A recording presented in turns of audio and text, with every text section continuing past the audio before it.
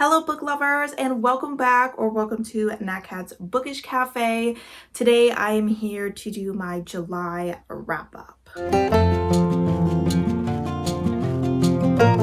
Alright guys, I am desperately trying not to melt. I just got back from a 2-hour drive because I did a overnight stay with a friend, so I was running around unpacking and decided I am definitely not putting on any makeup for this video because it'll just all blow off of my face. But we are going to go ahead and go through some of the books that I read in the second half of the month, as well as a couple of books that I read in the first half of the month. However, I was reading those for a vlog that hadn't come out in the first month, so I wanted to go ahead and save my thoughts on them.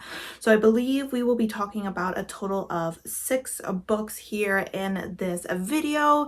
On top of that, we will also be going through some general stats for the month of July. So July for me, reading wise, was a little bit rough. I kind of mentioned a couple times already that I didn't have much say over what I was reading, and it honestly was starting to get me a little slumpy because I was feeling very meh, if not downright about the books that I was reading. But this month I managed to only get through 10 books. I'd only read 2,150 pages. As far as audiobooks go, I only listened to 16.72 hours. I will say there was a couple of audiobooks that I made a pretty decent dent in during that month, but then I lost my hold on them. So I definitely listened to more than 16.72 hours of audiobooks, but those hours will be counted here in August when I hopefully complete those books. As far as my average rating, it is a little bit lower because I had a couple of pretty low star ratings, putting me at a 3.55, which I believe is actually the lowest rating of the year so far. So that's too bad. As far as the star rating breakdown, I had 1 2-star, I had 1 2.5 star, I had 4 3.5 stars, 1 4-star, and 1 5-star. So before this month, I had never had any ratings below a 3-star, and then in this month alone, I had both a 2-star and a 2.5 star. So, and those were the first 2 books I read this month. So we were definitely off to a rough start. But without further ado, let's go ahead and get into the 2 books that I read for that vlog in the first half, and then we'll jump into the books for the second half of the month. Up first, we have Born Darkly by Trisha Wolfe, and this was like a dark romance. We were following a criminal psychologist. Her name was London, and she had kind of this deal going with this prison that she would go ahead and work with some of their prisoners and would also testify at their trials in hopes of getting them lighter sentences by pointing out their psychological issues and that they weren't always doing bad things just because they were bad people, but because they had mental health issues. And one day they bring Grayson, I believe was his name, to her practice, and she has actually been really interested in working with him because he is a serial killer who has used traps to kill his victims. All of his victims were actually bad people, so he's kind of playing the role of a vigilante. And essentially, as the 2 of them are working together, they start to realize that maybe they have some similarities between the 2 of them. I ended up giving this book 2.5 stars. The plot, for the most part, was really interesting. I did enjoy the plot of this story. I really liked where it went, what it was addressing, but the writing and the characters, specifically London, just did not work for me at all. It felt all but impossible for me to fully immerse myself in the story, and it took me so much effort to care. And I was like, it should not take me this much effort to want to continue reading this story. Honestly, I think the only reason I continued reading it was because I was reading it for this vlog. Otherwise, I probably would have quit it. It's just that the writing, the characters, and even sometimes like the characters' reactions to certain plot points was all so bland and surface level. I mean, honestly, there was multiple times where I was reading this book and I was like, yes, Trisha Wolfe, give me nothing. Like it was amazing how little this author was able to give you with such an intense topic. So that was really disappointing. Did not like that book. Will not be reading the second book in this series or picking up this author again. Up next, I picked up The Banded Queens by Perinia Shroff, and I ended up giving this book 3.5 stars. So this is a kind of thriller. I would say it's a relatively slow-paced thriller with a slight mystery aspect to it as well. We are following a woman who has been accused of murdering her husband 5 years ago. He kind of just disappeared. She doesn't know what happened to him. She didn't murder him, but the village assumes that she killed him and is in a way a witch. And so they very much try to avoid her, but at the same time, they kind of fearfully respect her, and that has benefited her and her necklace making business. So she's not too upset about how her life is going. Yes, sometimes she's lonely, but at least no one bothers her. That is until one day one of the women from her loan group comes to her house and asks her to help kill her abusive husband. And from there, things spiral out of control. I kind of struggled with the first half of this book. It was a very slow pace. I felt like our character wasn't the most likable. I think in the first half, she was kind of really starting to realize that she wasn't always the victim as she kind of perceived herself to be. She was very much a pariah and didn't feel the need to be nice to people, and maybe didn't even have a lot of experience interacting with people in the last 5 years, so she was a bit socially awkward, and that just made her not the best character to read about. However, in the second half, once it became more about female friendship and women working together and supporting each other, and once the plot started picking up a little bit and our character kind of started to grow as a person, then I started to enjoy the story quite a bit more. So I definitely see why people like this book. By the way, the vlog I'm talking about is me reading other YouTubers' favorite books of 2023, so I can see why some people like this, but I just was very bored for the first half of this story, and even towards the end, I would say that the second half was a solid 4-star read, but never really got above a 4-star read, so it was a bit of a mid book, but I definitely see the value in the story and where we're addressing women's oppression and just the abuse that they suffer at men's hands and the way they're just expected to take it. So I really did enjoy just kind of seeing the camaraderie between the women in this village, and definitely wish that it become a more prominent part of the story earlier in the book. Then for the final book of that vlog, I read The Girl Who Drank the Moon by Kelly Barnhill. This is a middle grade story, and we are following multiple characters, so we get multiple POVs. Essentially, there is this village called the Protectorate, and they are ruled over by a group that has made up some lies to keep themselves in power. And one of those lies is that there's a witch who comes every year and requires the youngest child, the most recently born child, to be sacrificed, otherwise she will destroy the village.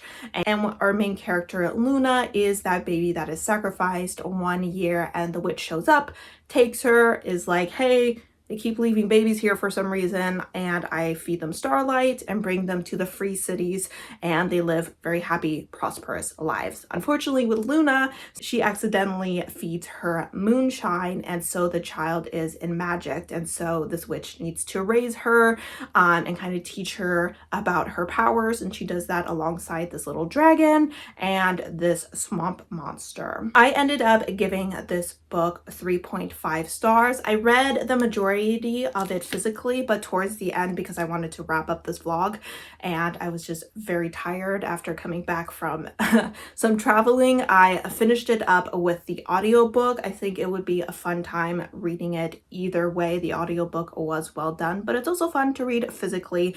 I ended up giving it 3.5 stars. It's not really my kind of book. To me, one thing I kept saying is it just felt a little too whimsical. I don't know. Sometimes it felt a little bit silly to me, and I felt like the pacing was off a little bit. Part of that could have been because I put this book down for a week and then picked it up again.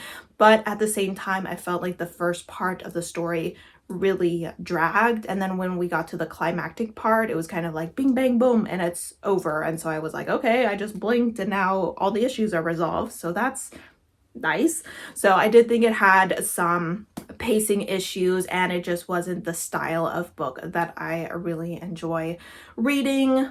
I'm not a huge middle grade person, so keep that in mind. Every once in a while I do read it and enjoyed it, but in this case, this one just didn't 100% work for me. Up next, I listened to the audiobook of Something Wild and Wonderful by Anita Kelly. This is the third book in her Love and Other Disasters series. Technically, it's the second book, but it's the third one that I read. I kind of skipped over this book but I went back and I read it, and this is a male contemporary romance where we are following Ben and Alexi while they are both hiking the Pacific Crest Trail. So the Pacific Crest Trail is this long as hell trail that I think starts at the Mexican border and then goes all the way to Canada. It's like thousands of miles long, and we are following these two as they meet up on the trail and decide that they're gonna hike together for a little while, and they start to bond. Alexi is someone who has decided to go on this trail because he has been disowned by his parents after he came out as queer, and he grew up in a very religious family, so he's kind of trying to figure out what he wants to do with his life. He feels like he should leave his hometown of Portland and move somewhere else and distance himself, but he doesn't know where he wants to go. He doesn't know if he wants to find a new church or if he needs to leave religion behind or what. And he's also struggling with his relationship with his sister because she doesn't seem to have a problem with him being queer, but she's also still in communication with his parents, and he feels really bad keeping her in the middle. On the other hand, we have Ben, and Ben has always kind of felt like the guy who doesn't know what he's doing with life. He has just recently finished schooling to become a nurse, I believe, and he's not really sure what he wants to do next with his life, and he has recently come out of a messy relationship, and so far in his life all he has had is messy relationships. So he's like, I'm going on this trail, I'm gonna think about my life a little bit, and I'm not gonna hook up with anyone, which doesn't last very long after he meets Alexi. I ended up giving this story 4.5 stars. I love Anita Kelly. It's no surprise that I gave this a high rating. I love her writing. I love her characters. The stories always make me emotional, but they also make me laugh. The story obviously has a lot of emotion around it when it comes to Alexi and him having to say goodbye to his parents, and just in a way saying that he understands that them getting rid of him was the right thing to do, but then also coming to terms with, no, no, it wasn't the right thing for them to do, even if that is what their religion said they are supposed to do if your child comes out as queer. So that was definitely a tough topic to learn about, but otherwise just watching the two of them fall in love with each other and learn more about themselves and where they want to be in this world, and as well as meeting a few other people on the trail that they vibe with, and just enjoying nature was just a really great story to listen to. I do believe that I listened to this on the airplane to Mexico, so it was a good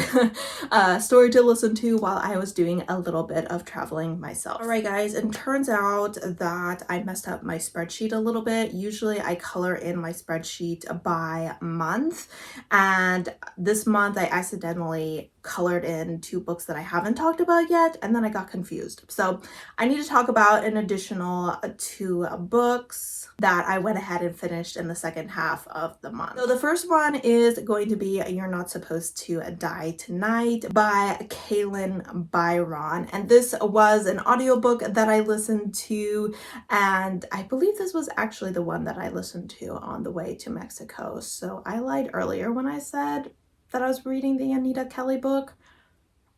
Guys, it was a rough month. My brain doesn't know what's going on.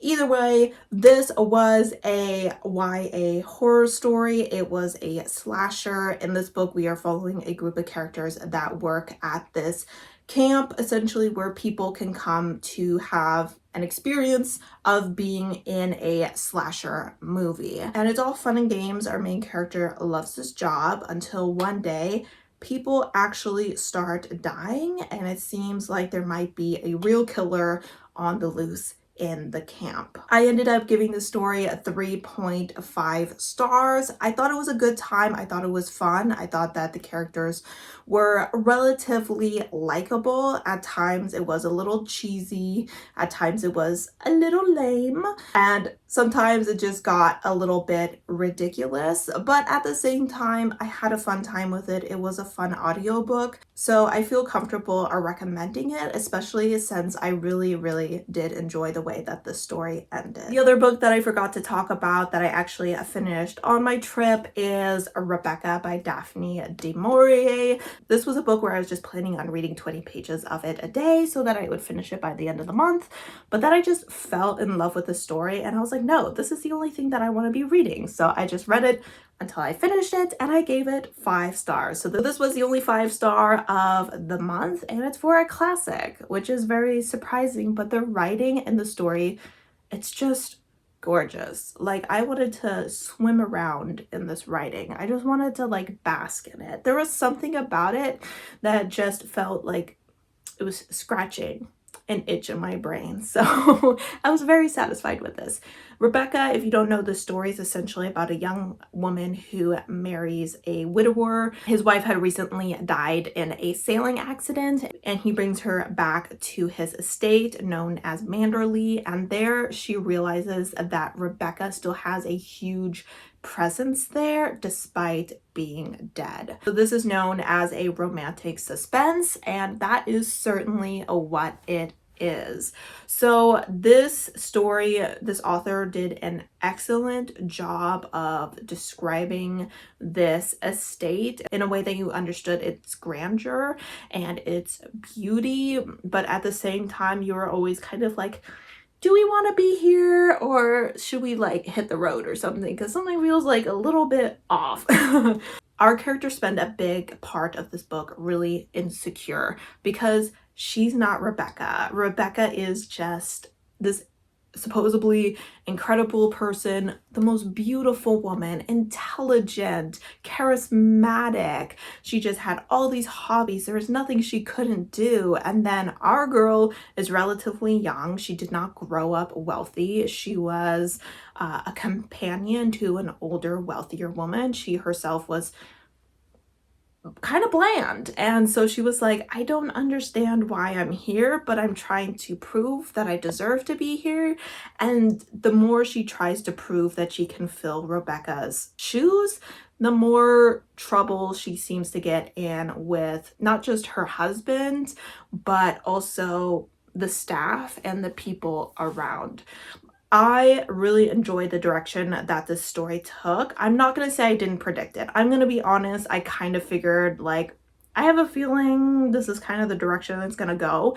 And I have no problem with having known where the story is going. It's a classic, you know, the story's been around for a long time, so maybe I picked up on that at some point. Probably seen it in other books a few times here and there, but the main thing really was just the writing. It kept me fully invested in the story. No matter how slow things were going, I at the same time felt like we were going at the perfect pace. So I had a great time with this story. If you're not a big classics girly, but you're like, I want to read a classic because I need it for like a prompt or something, may I suggest Rebecca? So 5 out of 5 stars. Up next, I finished the book club book for Is Bailey's reading Shelf This Book Club. That was a tongue twister there. Is Bailey reading Shelf This book club and that is Where Sleeping Girls Lie by Faraday, Becky, and Medi. A bit of a disappointment, I'm gonna be honest. You can see Ace of Spades, their debut novel, up there in a spot of honor on my favorite shelf. This is not gonna be joining its sibling up there. I ended up giving this 3.5 stars. I was kind of thinking that if I reread it someday and kind of was in a better mental space, I could potentially give it 4 stars. But this book really did struggle with a few things. So in this book, we are following a young woman who, after her father has died, has decided to attend a private high school. She has been homeschooled up until that point, and she decides it's time for freedom, and she goes to this private high school, and she gets this roommate. They kind of hit it off, and then that roommate disappears, and everyone seems kind of chill about it. They're like, yeah, everything's fine. And she's like, is it? Because she's gone. And this roommate's friend comes to her and asks her to help him find out what really happened to her. And as they start digging for more information on this girl, they start to find some dark secrets that are saturating this prestigious school full of these wealthy children. Because what else are wealthy children going to do except commit crimes? So this book was slower paced than Ace of Spades. That's something you will hear everyone say. And I kind of went into this like, I don't mind if it's slower paced. But there were times where it was just too slow. And it had a lot to do with our character just not like grasping on to the obvious. Where you're like, this obviously means this. And she was like, I don't know what that means. And I'm like, how do you not know? There was like this one scene where she got like, where she saw this piece of paper that was obviously Morse code. And I don't know if it's just because us Americans are obsessed with World War II and probably talked about Morse code at some point, but I was like, that's obviously Morse code. And she was like, I don't know what these lines mean. And I was like, how do you not know? But I don't know, maybe that's not common knowledge. Maybe just us Americans and our obsession with war. I don't know, but that was a little bit frustrating. It definitely slowed down the story. Our character also made some decisions where you're like, I know you're a high schooler, but like at what point does common sense kick in? And I'm gonna say that the ending was relatively disappointing for me. I was really hoping for something dramatic and a bit outlandish, kind of like what happened with Ace of Spades, but this took a very realistic turn, and I was like, yeah, that's how things would happen in real life. So great on the commentary front, but as far as a climactic ending, it was probably one of the most underwhelming endings I have ever read in my life. And I was like, okay. So that was a bit of a bummer. For the most part, you know, I did have a decent time with the story. I did think some parts of it were definitely intense and interesting. Certain plot points definitely intrigued me, but I just think that this book just needed, the author just needed to work on it a little bit more, because I felt like she was trying to do a lot and just didn't quite manage it. All right, guys, moving on to the final book. I'm sorry if this video is coming across as a little bit messy, but that's because I forgot those 2 other books, so I just kind of threw them in there, so apologies. But this is the last book that I read this month, and that is This Is How You Lose the Time War by Amal El-Mortar and Max Gladstone. And this was one of my challenge books. So was Rebecca, so I read 2 challenge books here in July, so yay me. And this is a sci-fi story, a sapphic sci-fi story where we are following Red and Blue, and they are agents of 2 different agencies that are battling each other throughout the threads of time and making small and big changes in hopes of changing the future in such ways that benefits them as opposed to their opponents. So it was a very interesting story. I ended up giving this 4 stars. The writing is beautiful. Anyone will tell you that this is poetry, essentially. These authors know how to write a line where you're like, damn, I wish this wasn't a library book because I would highlight the crap out of that. There was just so many beautiful lines in here, and they say things in such interesting and kind of uncomfortable ways sometimes, and sometimes even slightly confusing, where you're like, how did you think of that? You know, like, why, how did you get from point A to point B, and how did you take me along with you? Because I still understand what's happening here. So obviously this becomes a bit of a romance. One day Blue leaves Red a letter, and the two of them start sending letters to each other in very strange ways, in the rings of trees, in the flesh of seals, and in the feathers of birds. So they are looking to secretly communicate with each other in such a way that their bosses don't find out what they're doing, and the more they talk, the more the two of them fall in love, and that does get them in a little bit of trouble. So I really enjoyed the direction of the story. Was I confused sometimes? I'm gonna be honest, yes. When it came to the ending, there was a part of me that like understood what was happening, but I was like, what does this mean? What does it mean? What does it mean? So it did leave me a little bit confused at times. So that did take away from my enjoyment just a little bit, but overall I had a fun time with it. I definitely see why this is a well-beloved story, and I could definitely see myself rereading it someday. All right, guys, I am very sweaty right now, which you probably don't want to know, but it is. It is very hot in here, and all these lights shining on me is not helping.